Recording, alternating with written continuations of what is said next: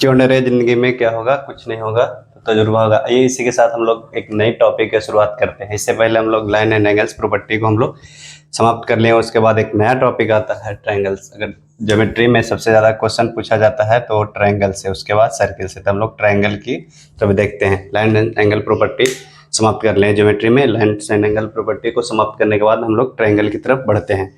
Triangle की तरफ बढ़ने के बाद हम लोग ट्रायंगल के बारे में जानेंगे। ट्रायंगल के बारे में अभी तक हम लोग जितना जानते थे उसके बाद कुछ आगे उससे जानेंगे। जितना जानते थे 9th-10th में उससे हम लोग अब आगे जानने की कोशिश करते हैं। ट्रायंगल का प्रॉपर्टी को समझेंगे, ट्रायंगल का थ्योरी को समझेंगे और उस पर आधारित हम लोग क्वेश्चन भी करेंगे। क्वेश्चन करने से होता है कि हम लोग का प्रॉपर्टी मजबूत ज़्यादा होता है।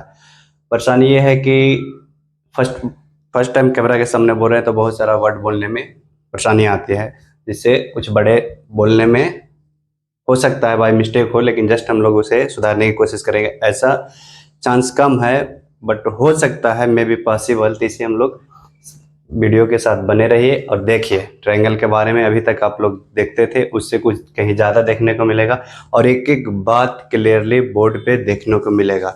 ट्रायंगल में ऐसा क्यों होता है, उसका रूल, एक एक बात आप लोग को, जब तक मेरी बातों पे बिलीव ना करें, जब तक आपको खुद ना समझ में आए कि ऐसा क्यों हुआ, कैसे हुआ, आप फिर से दोबारा देखिए, 3 बार देखिए, जब तक क्लियरली आप खुद सेटिस्फाइड हो कि हाँ ऐसा होगा, तो ही मेरी बातों को माने।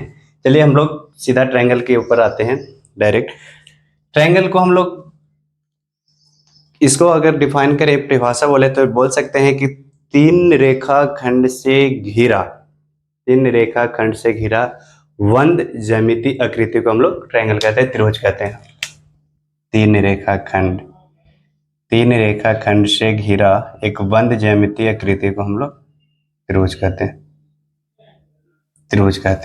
ठीक है, ये 3 रेखाखंड है, इससे घिरा हम लोग वंद आकृति को हम लोग त्रिभुज कहेंगे। अगर हम लोग इसमें देखें तो 3 साइड्स हैं, 1 साइड, 2 साइड, 3 साइड, तो हम लोग को इसमें 3 साइड्स प्राप्त हुआ। साइड मीन्स बोले तो भुजा। 3 एंगल है, ये एंगल है, 3 एंगल इंटीरियर है, मतलब अंतःकोण है। 3 अंतःकोण है, अंतःकोण, इंटीरियर एंगल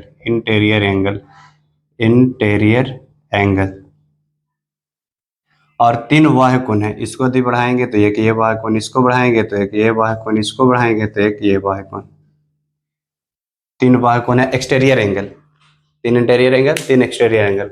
उसके बाद 3 वर्टेक्स है, उसके बाद क्या है, 3 वर्टेक्स है। वर्टेक्स बोले तो शीर्ष है, 3 शीर्ष है, ए बी सी, 3 शीर्ष है। अभी तक हम लोग त्रिभुज में क्या देखें, 3 साइड्स देखें, 3 इंटीरियर एंगल देखें, 3 एक्सटीरियर एंगल देखें, 3 वर्टेक्स देखें। कभी भी क्वेश्चन में इंटीरियर एंगल की चर्चा करे, ट्रायंगल में एंगल की चर्चा करे, तो हम लोग मान के चलते हैं कि वो इंटीरियर एंगल की चर्चा हो रही है, इंटीरियर एंगल की बात कही जा रही है। जब तक कि क्वेश्चन में ये नहीं डिफाइन करे कि वो एक्सटीरियर एंगल, वह कोण, हम लोग यही मान के चलेंगे वो अंतः कोणों का बात कर रहा है। इसमें कुछ रूल आता है कि त्रिभुज के सभी अंतः कोणों का योग कितना होता है, सभी बाह्य कोणों का योग कितना होता है, हम लोग आगे पढ़ेंगे उसमें। त्रिभुज को सबसे पहले हम लोग त्रिभुज को पहचानना सीखते हैं, पहचानना सीखते हैं। तो त्रिभुज को नामकरण 2 आधार पे किया गया है, अकॉर्डिंग टू साइड, भुजा के आधार पर, और अकॉर्डिंग टू एंगल, कोण के आधार पर। सबसे पहले हम लोग अकॉर्डिंग टू साइड देखते हैं। अकॉर्डिंग टू साइड, भुजाओं के आधार पे त्रिभुज का वर्गीकरण। इसमें 3 कैटेगरी में, फर्स्ट है इक्विलेटरल ट्रायंगल, सेकंड है आइसोसेलेस ट्रायंगल, और थर्ड जो आता है स्केलन ट्रायंगल। इक्विलेटरल समबाहु त्रिभुज। दूसरा है आइसोसेलेस विषमबाहु त्रिभुज। आइसोसेलेस मीन्स होता है समद्विबाहु। आइसोसेलेस मीन्स क्या होता है, समद्विबाहु त्रिभुज। स्केलन मीन्स होता है विषमबाहु त्रिभुज। हम लोग फिर से देखेंगे, इक्विलेटरल समबाहु त्रिभुज, आइसोसेलेस समद्विबाहु, स्केलन विषमबाहु। तो हम लोग अकॉर्डिंग टू साइड के आधार पर देखें। इसका कुछ बेसिक बात यहाँ पर हम लोग जान लेंगे, बाकी इसका प्रॉपर्टी कंटिन्यू चलते रहेगा। ट्रायंगल का वीडियो लंबा होगा, इसका टॉपिक लंबा, लेकिन आप जब तक बने रहे, जब तक ट्रायंगल का एक एक प्रॉपर्टी नहीं खत्म, एक एक बातों को सिद्ध करके दिखा करके क्यों आया कैसे आया आप लोग को, तब तक क्लास जारी रहेगा ट्रायंगल का कंटिन्यू। तो हम लोग सबसे पहले इसका बेसिक यहाँ पर कुछ बेसिक बातें जान लेते हैं। इक्विलेटरल मीन्स समबाहु। इससे हम लोग क्या समझे, समबाहु मीन्स क्या समझे, सम मतलब बराबर, बाहु मतलब भुजा। सभी भुजाएं बराबर है, सभी भुजाएं बराबर है, ये सभी भुजाएं बराबर है। त्रिभुज का कोई भी दो भुजा अगर आपस में बराबर है तो उसके अपोजिट एंगल बराबर है। कोई तीन भुजा अगर बराबर है तो सभी एंगल्स बराबर हैं। हम लोग जानते हैं कि त्रिभुज के, अभी तक हम लोग जानते, इतना तो जरूर जानते होंगे कि त्रिभुज के तीनों कोनों का योग 180 डिग्री कैसे होता है। अभी हम लोग आगे इस पे चर्चा करेंगे। अभी तक इतना जाने कि त्रिभुज के तीनों कोनों का योग 180 डिग्री होता है। जब 180 डिग्री ये सब बराबर है क्या, ये 60 डिग्री 60 डिग्री 60 डिग्री हो गया या नहीं, ये 60 डिग्री ये 60 डिग्री। क्यों, त्रिभुज का तीनों कोनों का योग 180 डिग्री, क्योंकि सभी एंगल बराबर हैं तो सभी 60 डिग्री। तो ये हम लोग का इक्विलेटरल ट्रायंगल है। इसका हम लोग परिभाषित, वैसा त्रिभुज जिसका तीन भुजा बराबर हो उसे हम लोग इक्विलेटरल ट्रायंगल कहते हैं। बस उसी तरह से आइसोसेलेस आता है। आइसोसेलेस ट्रायंगल समद्विबाहु त्रिभुज। समद्विबाहु, सम मतलब बराबर, द्वि मतलब दो, भुजा ABC, इसमें कोई दो भुजा बराबर है, कोई दो भुजा, ये भी बराबर हो सकता है, कोई भी दो भुजा ले सकते हैं, तो उसे हम लोग समद्विबाहु करते हैं। वैसा त्रिभुज जिसका दो भुजाएं बराबर हो। बस हम लोग यहाँ पे ट्रायंगल का डिफाइन देख रहे हैं, ट्रायंगल का परिभाषा, उसके बाद इस पे आधारित हम लोग का जितना भी थ्योरी है आगे कंटिन्यू पढ़ना है और एक एक बात को देखना। हम लोग अभी इसका बेसिक जान रहे हैं, इसके बाद हम लोग थ्योरी प्रॉपर्टी 1 बाय 1 करके शुरू करेंगे। तो ये क्या हुआ, आइसोसेलेस, दो भुजा इक्वल, तो याद रखिएगा उसके अपोजिट दो एंगल भी इक्वल। किसी भी ट्रायंगल में दो भुजा इक्वल तो उसके अपोजिट दो एंगल भी इक्वल। जैसे ABC में क्या बोले, AB इक्वल है AC का, ए साइन मतलब इक्वल है AC का, इक्वल का साइन ये, AB इक्वल है AC का, ठीक है। तो इसमें देखिए AC के अपोजिट एंगल B, AC के अपोजिट एंगल B और AB के opposite angle C, angle C equal होगा एंगल B का, एंगल C इक्वल होगा एंगल B का। देखिए इसमें कोई जरूरी नहीं है ट्रायंगल बना करके ही इक्वल करें, ट्रायंगल बना करके ऐसे भी पूछ सकता है PQR एक इक्विलेट आइसोसेलेस ट्रायंगल है, आइसोसेलेस समद्विबाहु त्रिभुज है। अगर बोल देगा PQ बराबर QR तो बताइए इसमें कौन सा एंगल इक्वल है।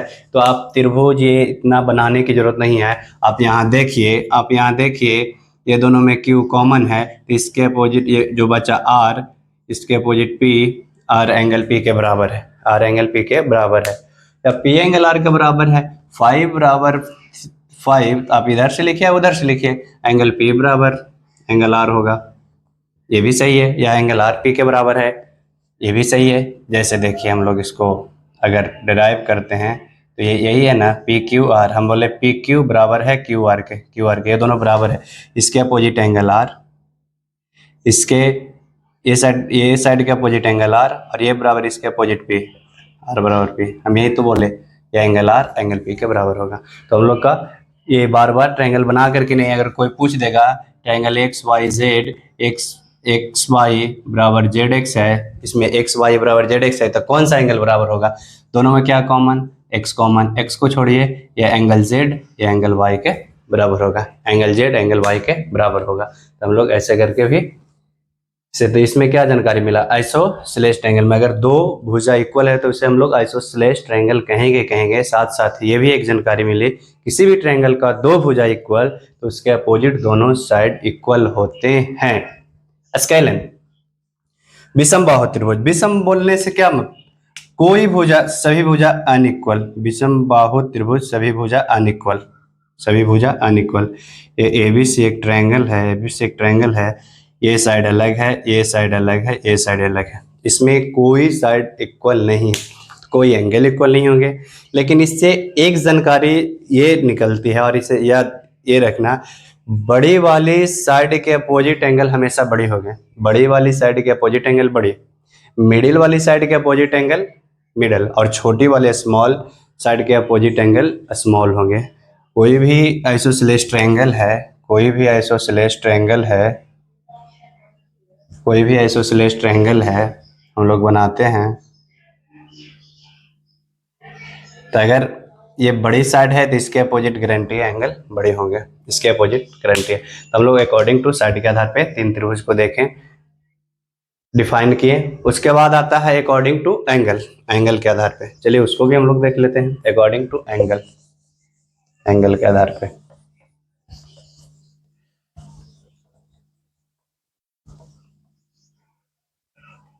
अकॉर्डिंग टू साइड, अच्छा अकॉर्डिंग टू साइड हम लोग जो देखें, अकॉर्डिंग टू साइड, साइड के आधार पे ट्रायंगल खींचने का कुछ रूल होगा। ऐसे तो नहीं है कि एक आए ट्रायंगल खींचने है, कुछ भी उसका कुछ एक रूल होगा, इतना सेंटीमीटर ये साइड इतना सेंटीमीटर, ऐसा तो कुछ रूल होगा एक ट्रायंगल का। ये नहीं कि किसी भी ट्रायंगल का कुछ भी साइड ले लिए, ऐसा तो नहीं होगा। तो ट्रायंगल ड्रा करने का एक रूल है, साइड के आधार पे ड्रा करने का एक रूल है, ड्रा करने का ट्रायंगल एक रूल है। ट्रायंगल का मान लीजिए एक ट्रायंगल है, एक ट्रायंगल है, ये ए, ये बी, ये सी, बी के सामने स्मॉल बी, सी के सामने स्मॉल बी, ए के सामने, ये साइड का नाम दिए, ये बी साइड है, ये सी साइड है, ए साइड है। इसका रूल ये है, किन्हीं भी दो साइड का योग तीसरे साइड से हमेशा बड़ा होंगे। किन्हीं भी दो साइड ले लो, बी प्लस सी ले लो तो ए से बड़ा होंगे, सी प्लस ए ले लो तो बी से बड़ा होंगे। किन्हीं भी दो साइड का योग तीसरे से बड़ा होंगे। ये सम प्रॉपर्टी से है। एक आता है डिफरेंस प्रॉपर्टी, डिफरेंस प्रॉपर्टी, किन्हीं भी दो साइड का डिफरेंस तीसरे साइड से हमेशा छोटा होंगे, तीसरे साइड से छोटा होंगे, तीसरे साइड से छोटा होंगे। ये ट्रायंगल का ड्रा करने का एक रूल है। कि ट्रायंगल हम लोग साइड के आधार पर खींच रहे हैं तो इसका क्या रूल होना चाहिए, तो किन्हीं भी दो साइड का सम तीसरे साइड से हमेशा बड़ा होंगे, दो साइड का डिफरेंस तीसरे साइड से हमेशा छोटा होंगे। जैसे कि इस पे क्वेश्चन इस तरह से पूछेगा आपको कि मान लीजिए ए बी सी एक त्रिभुज है, ए बी सी एक त्रिभुज है, एक त्रिभुज है, आपको दे देगा ए बी बराबर 10 सेंटीमीटर, ए बी बराबर 10 सेंटीमीटर, बी सी बराबर 7 सेंटीमीटर, बी सी बराबर 7 सेंटीमीटर, तो देन फाइंड ए सी।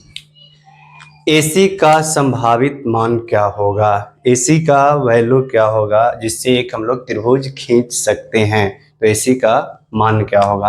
तो AC बराबर वाट, तो इसका जो मान होगा दोनों का डिफरेंस से ज़्यादा और दोनों का सम से कम, यानी इसका जो मान होगा 3 सेंटीमीटर से अधिक और 17 सेंटीमीटर से कम, 17 सेंटीमीटर से कम। ये नहीं AC बराबर पॉसिबल है कि AC बराबर 2 सेंटीमीटर मान करके हम लोग एक त्रिभुज ड्रॉ कर सकते हैं, या AC बराबर 20 सेंटीमीटर मान करके एक त्रिभुज हम लोग ड्रॉ कर सकते हैं, ये पॉसिबल नहीं है। ये त्रिभुज ड्रॉ करने का साइड के आधार पे ये कुछ रूल्स हैं। आगे हम लोग देखते हैं, इसके बाद आता है अकॉर्डिंग टू एंगल्स, एंगल के आधार पे। अभी हम लोग बेसिक है ट्रायंगल को पहचानने के लिए जान रहे हैं, बेसिक बात। अकॉर्डिंग टू एंगल के आधार पर जानेंगे कैसे इसको हम लोग डिफाइन करते हैं। अकॉर्डिंग टू एंगल्स,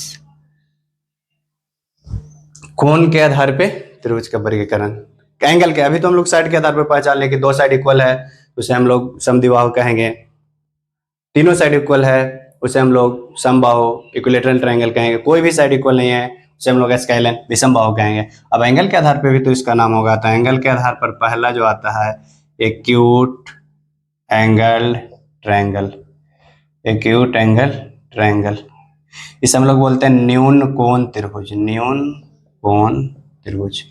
दूसरा आता है right angle triangle, right angle triangle, समकोण त्रिभुज, समकोण त्रिभुज। तीसरा जो आता है obtuse angle triangle, obtuse angle triangle, अधिक कोण त्रिभुज, अधिक कोण त्रिभुज, अधिक कोण त्रिभुज। तीसरा जो आता है अधिक कोण त्रिभुज। साइड के आधार पे देख लिए हम लोग, अब एंगल के आधार पे, एंगल के आधार पे एक्यूट एंगल ट्रायंगल, इसको हम लोग डिफाइन कैसे करेंगे। किसी भी त्रिभुज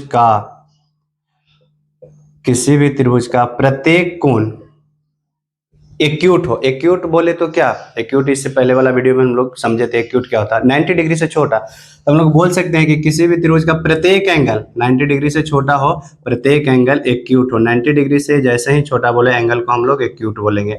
प्रत्येक एंगल एक्यूट होना जरूरी है, किसी एक एंगल को एक्यूट होने से काम नहीं चलेगा, प्रत्येक एंगल एक्यूट होना जरूरी है। राइट एंगल में कोई एक एंगल 90 डिग्री हो, कोई एक एंगल राइट हो, तो हम लोग उसे समकोण त्रिभुज कहेंगे। ऑब्ट्यूज में कोई एक एंगल 90 डिग्री से अधिक हो, लेकिन लेकिन एक्यूट एंगल ट्रायंगल में प्रत्येक कोण 90 डिग्री से कम यानी एक्यूट होना जरूरी है, तभी हम लोग उसे एक्यूट एंगल ट्रायंगल कहेंगे। राइट में कोई एक कोण से काम चलेगा, क्योंकि त्रिभुज का तीनों कोण का योग 180 डिग्री है, तो एक एंगल 90 होगा तो दूसरा एंगल 90 से दो एंगल का सम कम होगा, इसीलिए कोई एक कोण से काम चलता है। बट इसमें सभी कोण 90 डिग्री से कम होना चाहिए एक्यूट एंगल ट्रायंगल में। दूसरा इसका परिभाषा ये भी है कि किन्हीं भी दो कोणों का योग, मान लीजिए ये एंगल ए बी सी है, तो किन्हीं भी दो कोणों का angle A plus angle B ये 90 डिग्री से बड़ी होनी चाहिए। Angle A plus angle B ये 90 डिग्री से बड़ी होनी चाहिए, 90 डिग्री से बड़ी होनी चाहिए। इससे हम लोग का क्या पता चला, अगर हम लोग कहीं पर भी लिखते हैं एक ट्रायंगल का angle A plus angle B 90 degree से अधिक, तो हम लोग का इसे थर्ड कैलकुलेशन निकलता है, और इसे हम लोग खुद सोचिए एक थर्ड कैलकुलेशन ये निकला कि एंगल सी जो होगा वो 90 डिग्री से गारंटी है कम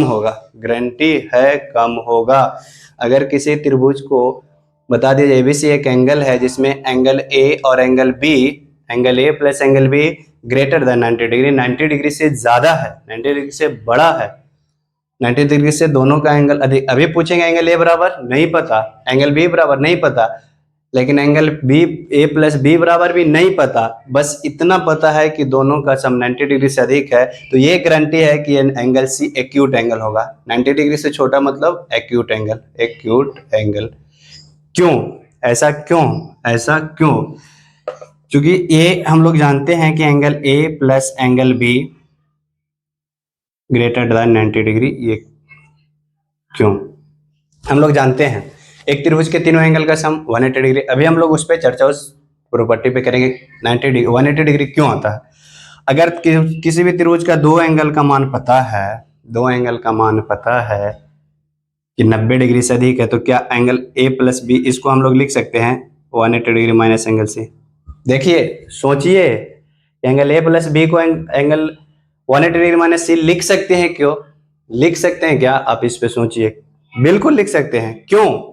ये तीनों का सम 180 डिग्री, तो ये जब दो एंगल पता है कि एंगल ए प्लस बी है, तो तीसरा क्या होगा? तीसरा 180 डिग्री माइनस सी होगा क्या? ये दोनों एंगल का क्या, ये 180 डिग्री माइनस थर्ड एंगल को घटाएंगे तो ये दोनों एंगल मिलेगा क्या? 180 डिग्री में से इस एंगल को हम लोग घटाते हैं तो यही दोनों एंगल मिलता है, वही तो बात है, बराबर 90 डिग्री। अच्छा सी इधर जाएगा तो ये 90 इधर आएगा, तो ये घंटे के कितना आएगा? 90 डिग्री से इधर जाएगा, तो यही तो बात कर रहे थे कि एंगल किसी भी ट्रायंगल में दो एंगल का सम 90 डिग्री से अधिक है, तो इस थर्ड एंगल गारंटी है और 90 डिग्री से कम होगा। क्यों कम होगा? सोचने वाली बात है, या यहाँ पे प्रूफ भी आया, खुद से भी देख सकते हैं कि टोटल त्रिभुज के तीनों एंगल का सम 180 डिग्री, जिसमें दो एंगल का सम 90 डिग्री से अधिक हो रहा है, तो तीसरा एंगल 90 डिग्री से कम आएगा। सिंपल से कैसे आएगा देख लीजिए। तो हम लोग ये भी बोल सकते हैं कि किसी भी ट्रायंगल का दो एंगल का सम 90 डिग्री से ज्यादा हो तो उसे हम लोग न्यूनकोण त्रिभुज कहेंगे। अच्छा एक और बात है, हम लोग बोल दें कि एबीसी एक त्रिभुज है, और angle A, angle B, angle C, तो हम लोग बोल दें कि angle B plus angle C 90 degree से बड़ा है। कौन सा त्रिभुज है? हम लोग नहीं बता सकते हैं कि न्यून कोण त्रिभुज है, क्योंकि इससे केवल इतना पता चला कि एंगल ए एक एक्यूट है। क्या एक एंगल को एक्यूट होने से त्रिभुज एक्यूट एंगल होता है? क्या नहीं होता, बिल्कुल नहीं। एक्यूट एंगल के लिए अभी बताएं, प्रत्येक कोण एक्यूट होना चाहिए। इससे हम लोग का जब प्रत्येक कोण एक्यूट एंगल होगा तभी हम लोग उसे बोलेंगे एक्यूट एंगल ट्रायंगल। ये एक्यूट एंगल की बेसिक जानकारी।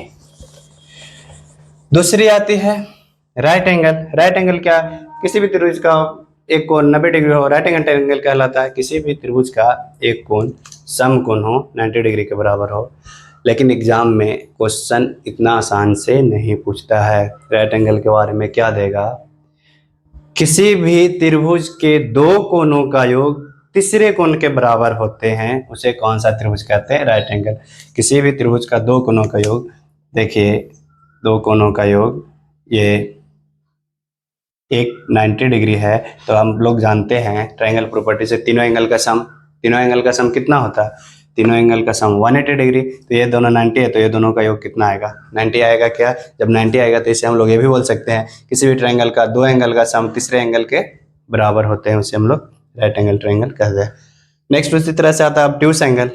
इसमें बोल सकते हैं कोई भी एक कोण त्रिभुज का कोई भी एक कोण 90 डिग्री से अधिक हो तो उसे हम लोग ऑब्ट्यूस एंगल ट्रायंगल कहेंगे। हम लोग का ये बेसिक जानकारी मिला according to angle, according to side के आधार पे, according to angle, according to side के आधार पे। उसके बाद साइड के आधार पे त्रिभुज को कैसे हम लोग को ड्रॉ करना है उसका कुछ रूल था। उसी रूल पे क्वेश्चन कभी कभी पूछता है, दो एंगल दे दिए, दो साइड दे दिया जाएगा, तीसरा साइड क्या होगा? उसी तरह से ऑप्शन रहेगा। ऑप्शन के आधार पे दोनों साइड का सम से थर्ड जो साइड होगा दोनों साइड का सम से कम और डिफरेंस से ज़्यादा, उसी के बीच में जो आपका ऑप्शन है आंसर होगा। नेक्स्ट इसमें आप प्रॉपर्टी की बात करें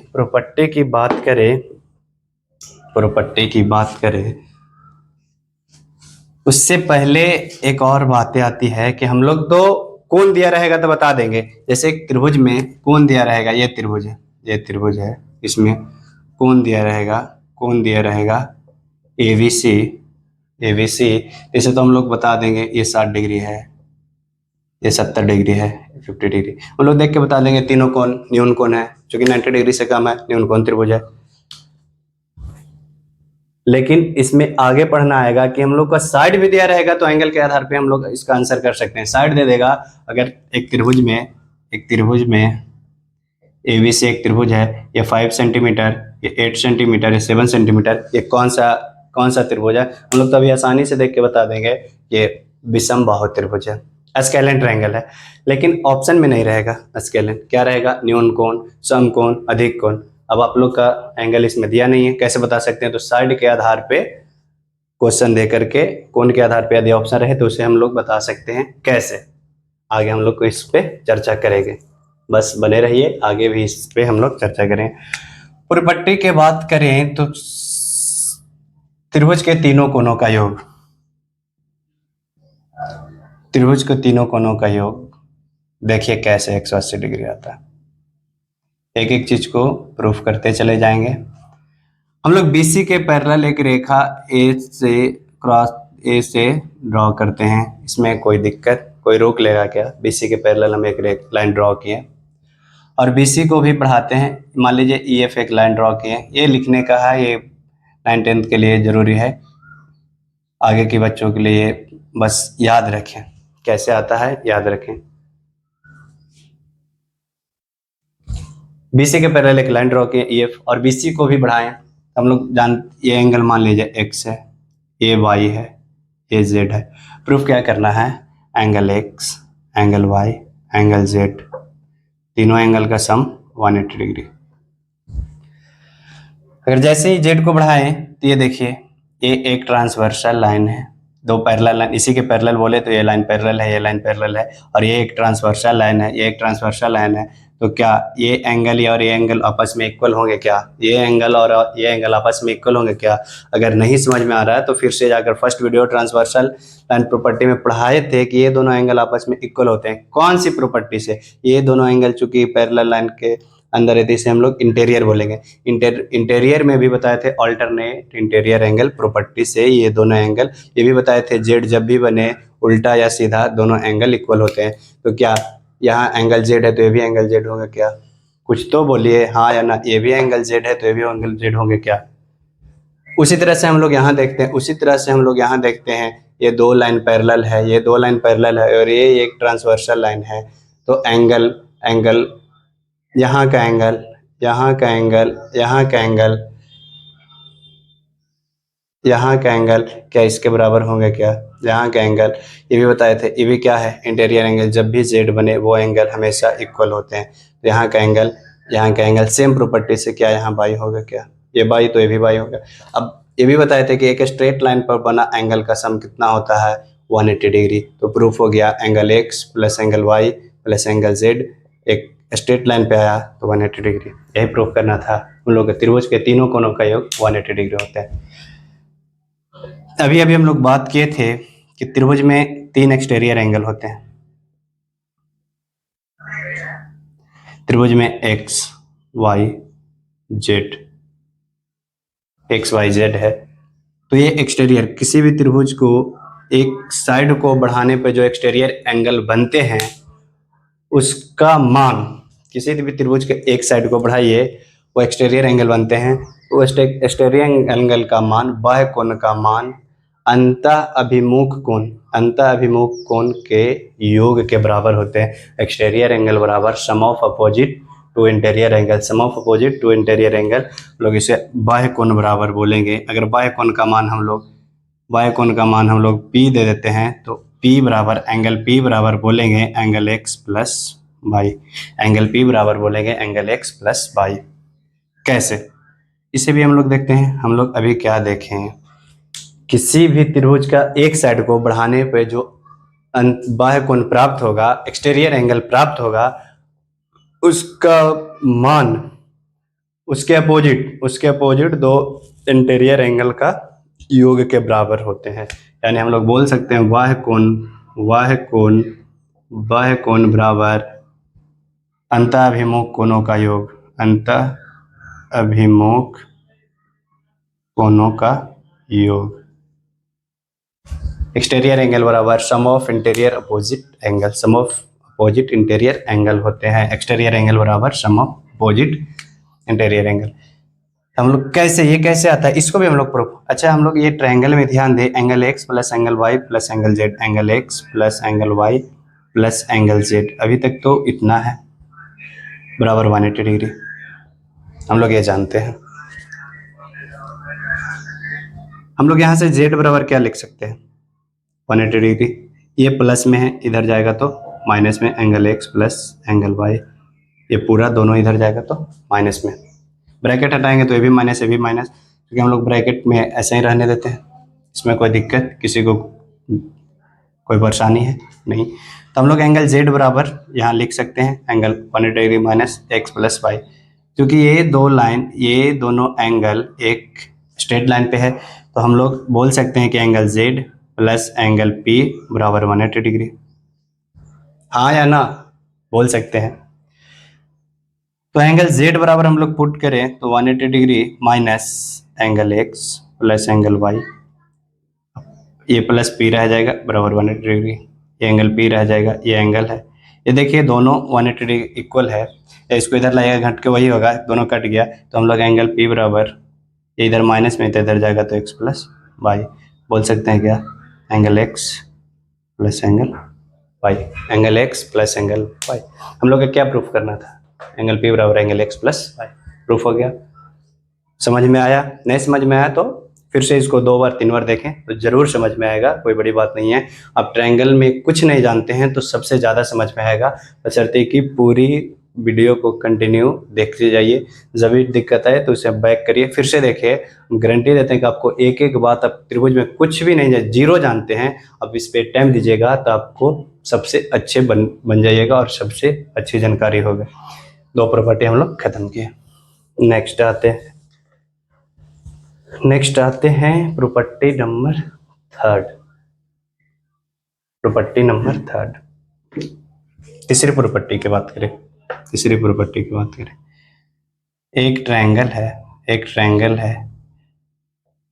अभी तक हम लोग एक साइड को बढ़ाएं, इस बार सभी साइड को बढ़ाएंगे, इसको भी बढ़ाएंगे, इसको अगर एक्स है, वाई है, जेड है, तो हम लोग अभी सेकंड प्रॉपर्टी से क्या सीखे थे, इसका एक्सटीरियर एंगल क्या होगा, इसके opposite angle X plus angle Y के, इसका लिखना होगा तो इसके opposite angle Y plus Z, angle Y plus Z, और इसके अपोजिट बोलिए, खुद बोलिए कि इसके अपोजिट क्या होगा, अब खुद बोलिए, एंगल वाई है, इसके अपोजिट क्या है, angle X plus angle Z होंगे क्या। तो यहाँ से एक थर्ड प्रॉपर्टी ये है कि त्रिभुज के सभी बाह्य कोणों का योग, 3 बाह्य कोण हम लोग स्टार्टिंग में ही बताए थे कि त्रिभुज में 3 एक्सटीरियर एंगल होते हैं, बाह्य कोण बोलते हैं, तो सभी बाह्य कोणों का योग एक त्रिभुज के सभी बाह्य कोणों का योग,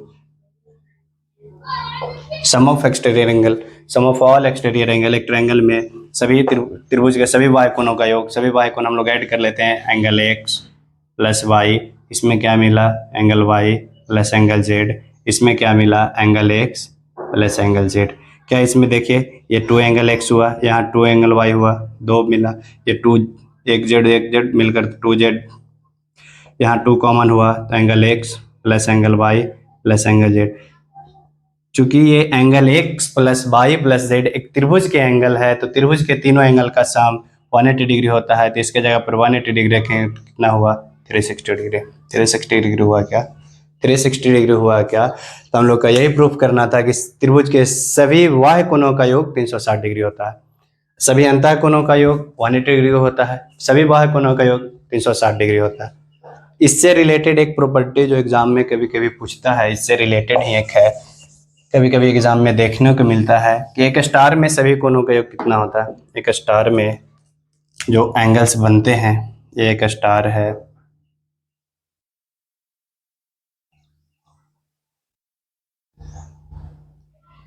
इसमें जो एंगल बन रहे हैं, angle A, angle A, angle A, angle A, यानी हम लोग बोल सकते हैं एंगल 1 2 3 4 5, नाम कुछ भी दे सकते हैं, A B C D E, नाम कुछ भी दे सकते हैं। इसमें सभी एंगल का, यानी angle 1 plus angle 2 plus angle 3 plus angle 4 plus angle 5, वाट कितना हो गया, एक स्टार में सभी एंगल का सम कितना होते हैं, कितना होते हैं।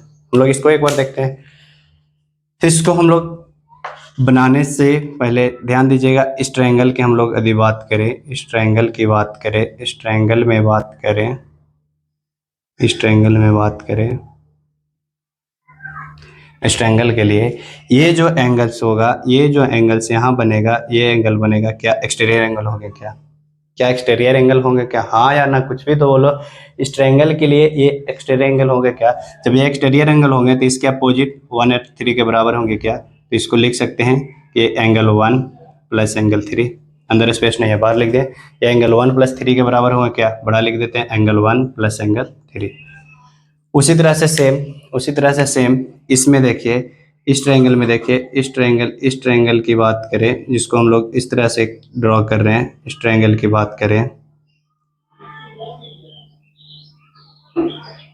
इस ट्रायंगल की बात करें, इस ट्रायंगल की बात करें, ध्यान दीजिएगा, बी ई, इसको यदि हम लोग नाम दे देते हैं, एफ दे देते हैं, एफ दे देते हैं, इसका नाम यहाँ पॉइंट जी लिख देते हैं। वी ई एफ में इस ट्रायंगल के जो हम लोग इस तरह से कट करके ड्रॉ किए हैं, तो इसमें ये एंगल देखिए, ये एंगल देखिए, ये एंगल देखिए, इसका एक्सटीरियर एंगल क्या, इसका एक्सटीरियर एंगल है क्या, इस ट्रायंगल में इसका बाह्य कोण है क्या, यदि है तो इसका मान क्या होगा, इसके अपोजिट 5 और 2 के बराबर होंगे क्या, angle 2 plus angle 5, angle 2 plus angle 5। तो हम लोग देखेंगे D G F, triangle D G F में, डी जी एफ में क्या, तीनों एंगल का सम 180 डिग्री होते हैं, तो इसमें पूरा एंगल जोड़िए, एक ये एंगल कितना है, 1 प्लस 3 है, ये एंगल एफ कितना है, 2 प्लस 5 है, और एंगल डी कितना है, एंगल 4 है, 180 डिग्री। तो 1 2 3 4 5, तो एंगल 1 2 3 4 5 का कितना होगा, 180 डिग्री। एक स्टार में सभी एंगल का सम कितना होते हैं, 180 डिग्री होते हैं क्या। इस कैसे होते हैं, इसको बार बार देखिए, खुद से इस पर प्रैक्टिस कीजिए, और एंगल्स ये सब कैसे आते हैं, क्यों ये वाई यहाँ क्यों चला गया, जेड यहाँ क्यों एक लाइन पे क्यों चला गया, इसके लिए फर्स्ट वीडियो देखिए पैरेलल लाइन का, लाइन एंड एंगल्स प्रॉपर्टी का, उसमें बिल्कुल समझ में आएगा, उस पर आधारित क्वेश्चन भी बताए हैं, उसको जा करके इसमें पहले प्रॉपर्टी देखेंगे, साथ साथ कुछ प्रॉपर्टी पे आधारित क्वेश्चन देखते जाएंगे, उससे हम लोग का प्रॉपर्टी कंप्लीट होगा। बाकी इसका सभी क्वेश्चन, जो क्वेश्चन अभी तक पूछा गया है, सभी क्वेश्चन को हम लोग करेंगे, जिससे और हम लोग का बेहतरीन होगा। ठीक है, नेक्स्ट बात करें तो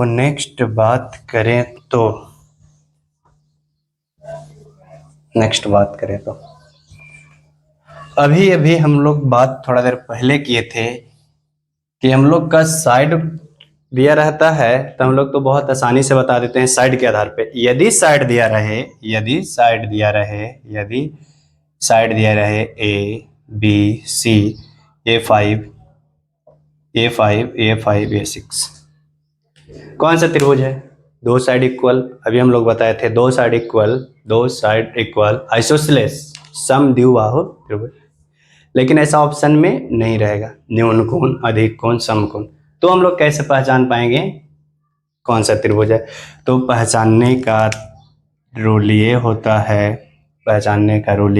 है कि दो साइड का, ए के सामने स्मॉल ए, बी के सामने स्मॉल बी, सी के सामने स्मॉल सी, किन्हीं भी दो साइड का वर्गों का योग तीसरे साइड से बड़ा है, किन्हीं भी दो साइड का वर्गों का योग तीसरे साइड से बड़ा है, तो इसे हम लोग न्यून कोण बोलेंगे, न्यून कोण त्रिभुज। सेम उसी तरह से किन्हीं भी दो साइड का योग तीसरे साइड के बराबर है, समकोण। और किन्हीं भी दो साइड का योग, वर्गों का योग, हमेशा वर्गों का योग तीसरे साइड से भी छोटा है, दो साइड का वर्गों का योग तीसरे साइड से छोटा हो रहा है, यानी वो अधिक कोण त्रिभुज है। अब हम लोग बता सकते हैं कि यदि ये एक ट्रायंगल है, ABC है, ये 5 है, ये 6 है, ये 8 है, तो हम लोग एंगल के आधार पे बता सकते हैं। कोई दो साइड लीजिए, ये दोनों का, इसका वर्ग 64, 25 और ये 25। अब इसको ऐड हम लोग करते हैं तो 89। क्या इससे ये बड़ा है क्या? किन्हीं भी दो साइड का वर्गों का योग तीसरे साइड से बड़ा होते हैं, तो कौन सा? न्यून कोण त्रिभुज। इसे हम लोग न्यून कोण त्रिभुज बोलेंगे। कोई भी ट्रायंगल लीजिए, 3 4 5,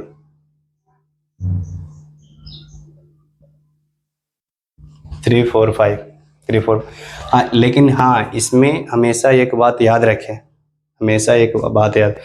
किन्हीं भी दो छोटे साइड के वर्गों का योग, ये बात हमेशा याद रखें, किन्हीं भी दो छोटे साइड के वर्गों का योग, किन्हीं भी दो छोटे भुजाओं के वर्गों का योग बड़ी भुजा से, तीसरी बड़ी भुजा से हम लोग यहाँ लिख सकते हैं। और ये जरूरी याद रखें, ABC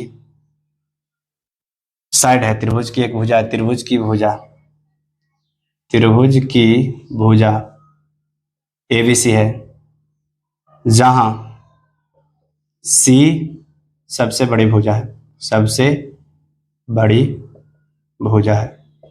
त्रिभुज ABC में C सबसे बड़ी भुजा है, ये C सबसे बड़ी भुजा है। हम लोग इसको ऐसे बोल सकते हैं, दो छोटी भुजाओं के वर्गों का योग तीसरी भुजा से अधिक है, न्यून कोण है, तीसरी भुजा से कम है, अधिक कोण है, तीसरी भुजा के बराबर है, इसे हम लोग समकोण बोलेंगे। ये जरूर बोलेंगे C सबसे बड़ी भुजा है, दो सबसे छोटे, ये नहीं बोले किन्हीं भी दो त्रिभुज के दो भुजाओं के, नहीं, किन्हीं भी त्रिभुज के दो छोटी भुजाओं को, ये जरूर ऐड करेंगे, दो छोटी भुजाओं को, उस टाइम मिस्टेक हो गया था, दो छोटी भुजाओं के वर्गों का योग। फिर से हम लोग देखते हैं एक बार, किसी भी त्रिभुज के दो छोटी भुजाओं का वर्गों का योग तीसरी भुजा से, तीसरी भुजा, दो छोटी भुजा ले लिए तो तीसरी क्या बचा? बड़ी भुजा। अगर दो छोटी भुजा की बात करते हैं तो तीसरी क्या बचा? बड़ी भुजा। ऐसे बोल सकते हैं, किसी भी त्रिभुज के दो भुजाओं का योग अन्य बड़ी भुजाओं से बड़ी, उससे बड़ी भुजाओं से बड़ा हो, बराबर हो, छोटा हो। ये बड़ा हो, बराबर हो, छोटा हो, बड़ा हो, बराबर हो, छोटा हो। ये हम लोग इसको नहीं करेंगे, ये मिस्टेक है, ये नहीं करेंगे। दो दो छोटी भुजाओं का 5 का स्क्वायर 25, 5 का स्क्वायर 25, 8 का स्क्वायर 64, ये हुआ 50, ये हुआ 64। अब बड़ा कौन है? ये दो भुजाओं का वर्ग होकर तीसरी भुजा बड़ा है। ये अधिक कौन त्रिभुज है? ये अधिक कौन त्रिभुज है? कोई भी दो छोटी भुजाओं, फिर से याद रखिए, कोई भी दो छोटी भुजाओं, कोई भी दो छोटी भुजाओं, क्या याद रखना है? कोई भी दो छोटी भुजाओं। नेक्स्ट आगे आते हैं इसमें, ये दो छोटी भुजाओं 3 और 4, 3 का स्क्वायर 9, 4 का 16, ये 25, ये 25 है, ये 25 दोनों क्या इक्वल है, इसे हम लोग क्या बोलेंगे? समकोण त्रिभुज। तब हम लोग बता सकते हैं साइड के आधार पे एंगल को हम लोग डिफाइन कर सकते हैं। एंगल के आधार पे हम लोग त्रिभुज को डिफाइन कर दिया रहेगा साइड, लेकिन बता देंगे हम लोग एंगल के आधार पे दिया रहेगा साइड, लेकिन बताएंगे हम लोग एंगल के आधार पे साइड दिया रहेगा, फिर भी हम लोग बता सकते हैं न्यून कोण है, सम कोण है, अधिक कोण है। फिर से एक बार देखना ये त्रिभुज के किन्हीं भी दो छोटी भुजाओं के वर्गों का योग, दो छोटी भुजाओं के वर्गों का योग, दो छोटी भुजाओं के वर्गों का योग, छोटी जरूर लगाना है। जैसे त्रिभुज एबीसी में, एक त्रिभुज में एबीसी भुजा है जिसमें सी बड़ी भुजा है, सी को बड़ी भुजा माने हैं, सी को बड़ी भुजा माने हैं, और अन दो छोटी भुजा है, अन दो छोटी भुजा इससे छोटी है, तो ये जरूर याद रखें। अब बात आती है, कितना तो बता दिए, अब ये बताइए कि ये कहाँ से आता है, ये क्यों माने कि ये बात सही ही है, ये क्यों माने कि ये बात सही है, ये कहाँ से आता है। आप मेरे वीडियो को ध्यान से देखते रहें, आपको समझने की यदि कोशिश कीजिएगा तो ये क्लियरली दिखेगा कि आता कहाँ से है, ये कहाँ से आया। इसको भी हम लोग डिफाइन करने की कोशिश करेंगे, समझाने की मैं कोशिश करता हूँ। आप लोग यदि समझ सके तो देखें, समझ सके तो देखें ये कहाँ से आता है। एक कोसाइन फार्मूला होता है कॉस में एक फार्मूला होता है, एंगल कुछ भी माने, अगर हम लोग एंगल थोड़ी देर के लिए बी मानते हैं, कॉस बी बराबर लिखेंगे, लिखने का तरीका सीखिए, एंगल बी बराबर लिखेंगे, लिखने का तरीका सीखिए। कोसाइन फार्मूला से आता है एंगल बी बराबर क्या लिखेंगे, ये जिन दो साइड से बना है उसका वर्गों का योग, ये एंगल बी किससे बना है? साइड ए और सी से, ए और सी का वर्गों का योग माइनस इसके अपोजिट साइड, अब बटा ये दो साइडों से बना है जो 2AC। उसी तरह से कॉस सी बराबर क्या लिखेंगे? अब आप लोग बताइए कॉस सी बराबर क्या लिखेंगे? सी किससे बना है? ए और बी से, तो A square plus B square. Angle C किससे बना है? ए और बी से, माइनस इसके अपोजिट सी स्क्वायर, और जो साइड से बना है उसका 2AB। अगर कॉस ए बराबर लिखना हो, कैसे लिखेंगे? कॉस ए ये यहाँ है, ये एंगल ए किससे बना है? सी और बी से, तो B square plus C square, minus इसके अपोजिट ए स्क्वायर। अब बाटा ये क्या होगा? ये किससे बना है? BC से, 2B से। अब बात आती है कि आप ये लाने के लिए ए कैसे होता है, तो हम लोग थोड़ा सा त्रिकोणमिति की ओर नज़र डालेंगे, उसका कुछ यूज है, तो हम लोग त्रिकोणमिति में जाएंगे तो उसको बेहतरीन से बताएंगे। थोड़ी सी जानकारी के लिए हम लोग देख लेते हैं, क्वाड्रेटिक में, त्रिकोणमिति में ये 0 डिग्री होता है, ये 90 डिग्री होता है, 180 डिग्री होता है, 360 डिग्री होता है, 270 होता है, 90 डिग्री का चलता है, 180, 270, 360 डिग्री। हम लोग इतना का यूज है, इतना का हम लोग देखते हैं, ठीक है। ये 90 डिग्री पर है, इसमें त्रिकोणमिति का ऑल मान पॉजिटिव होता है, इसमें साइन पॉजिटिव होता है,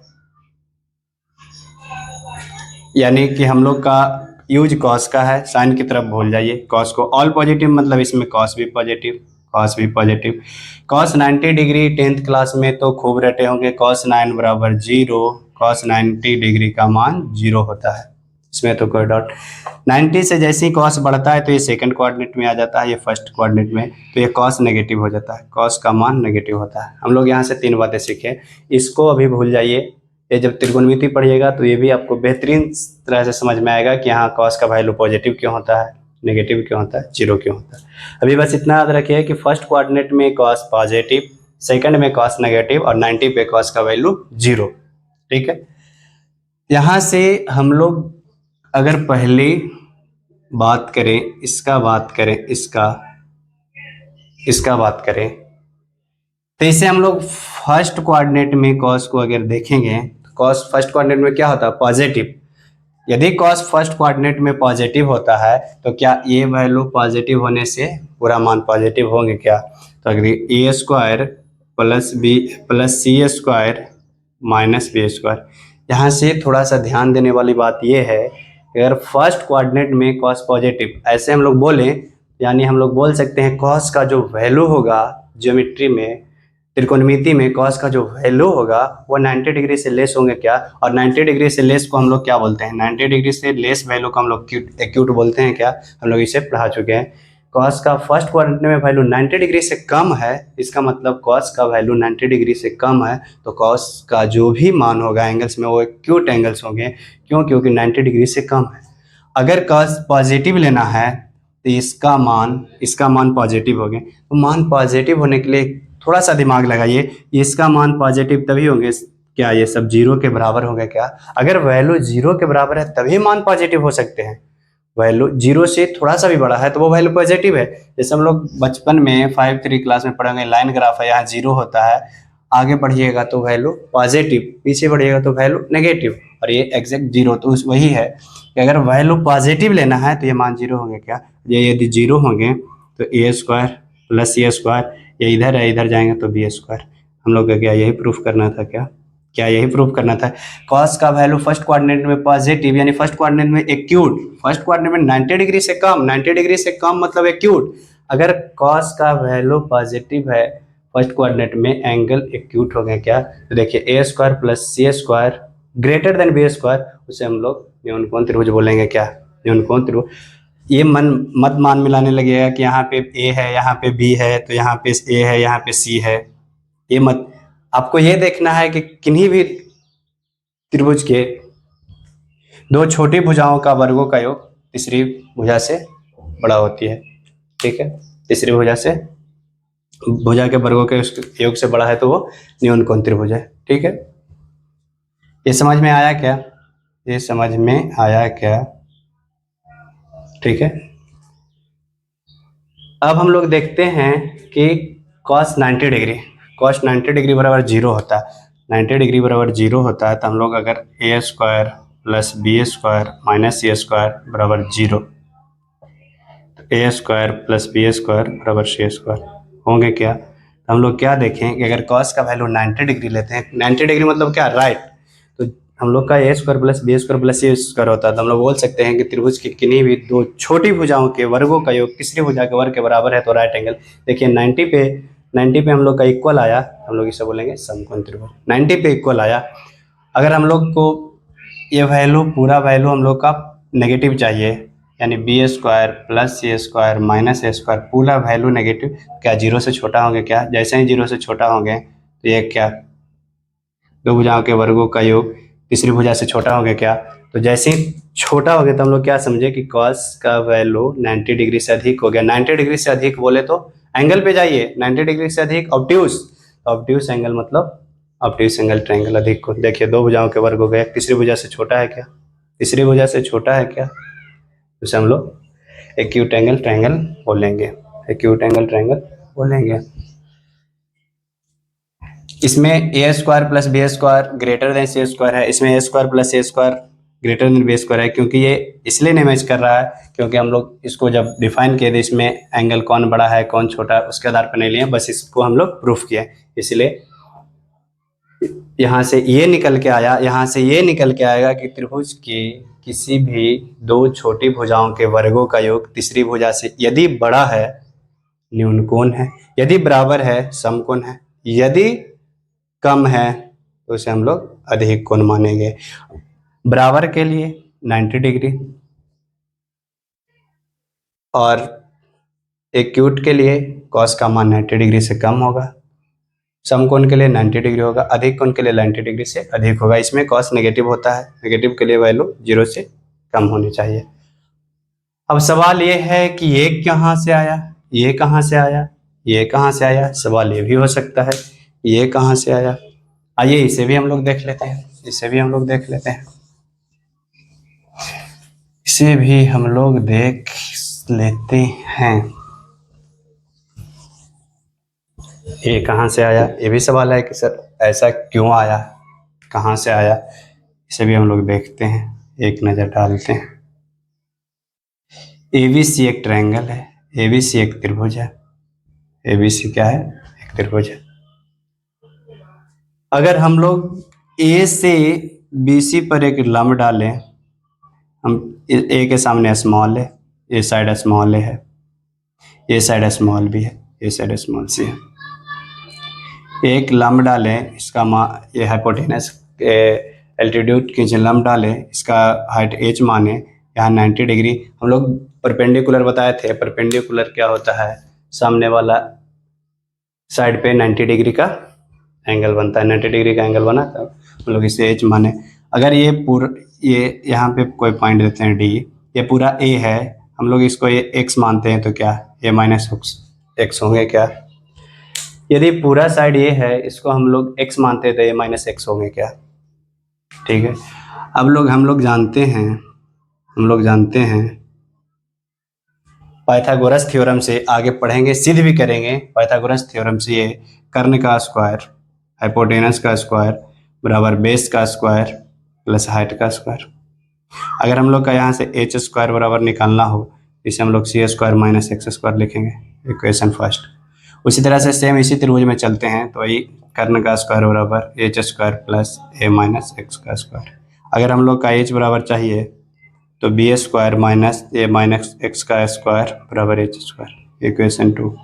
अगर हम लोग इक्वेशन फर्स्ट एंड सेकंड से देखें, इक्वेशन फर्स्ट एंड सेकंड से देखें, तो ये दोनों h के बराबर है, ये दोनों h के बराबर है, तो क्या ये equation c square minus x square बराबर b square minus a minus x square होंगे क्या। इसको हम लोग यदि सॉल्यूशन करें तो ये होगा a square minus 2ab plus B square. इसको आगे बढ़ाएं तो हम लोग का बी स्क्वायर, ये ब्रैकेट हटेगा तो ऑल साइन चेंज हो जाएगा, ए स्क्वायर प्लस 2a माइनस, ये माइनस में ए भी माइनस कट गए, ए माइनस में ए भी माइनस में कट गए। अब इधर हम लोग देखें सी स्क्वायर ये प्लस में इधर आएगा, माइनस में इधर आएगा, प्लस में बराबर 2x। देखिए सभी वैल्यू ए बी सी में है, सभी वैल्यू ए बी सी में, एक ये वैल्यू है जो x को हम लोग ए बी सी में चेंज करेंगे, तो x इस ट्रायंगल के लिए क्या है, अगर समकोण त्रिभुज में जाएं तो ये बेस है और ये हाइट है।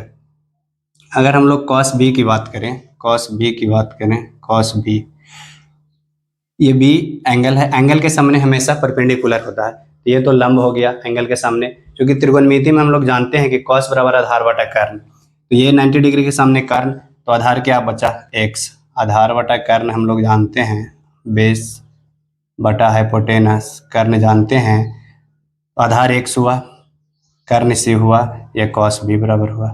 अगर x का मान निकाले x बराबर, तो c into cos B X होंगे क्या, सॉरी ये तो x इधर चला है, तो c इंटू कॉस बी होंगे क्या। तो x का मान क्या पुट कर सकते हैं, c इंटू कॉस बी, तो यहाँ पर x का मान क्या पुट कर सकते हैं, इसको हम लोग ऊपर लिख देते हैं, इसको हम लोग ऊपर लिख लेते हैं, इसको हम लोग c square minus B square plus A square बराबर 2a, x का मान क्या पुट कर सकते हैं, c इंटू कॉस बी।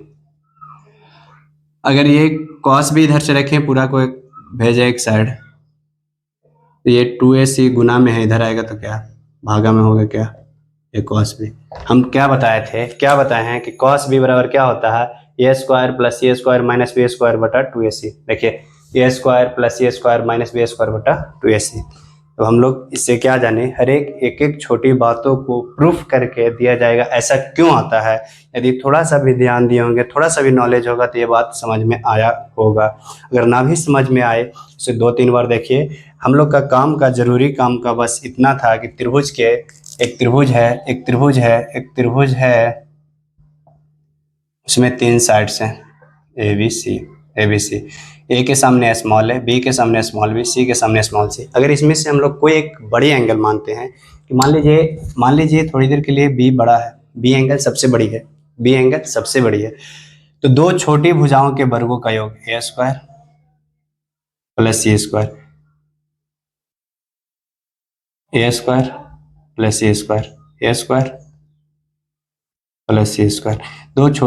त्रिभुज के दो छोटी भुजाओं के वर्गों का योग तीसरी भुजा से बड़ा, तीसरी भुजा के बराबर, तीसरी भुजा से छोटा। अगर बड़ा है न्यून कोण, बराबर है सम कोण, छोटा है अधिक कोण। बड़ा है तो न्यून कोण, छोटा है सम कोण।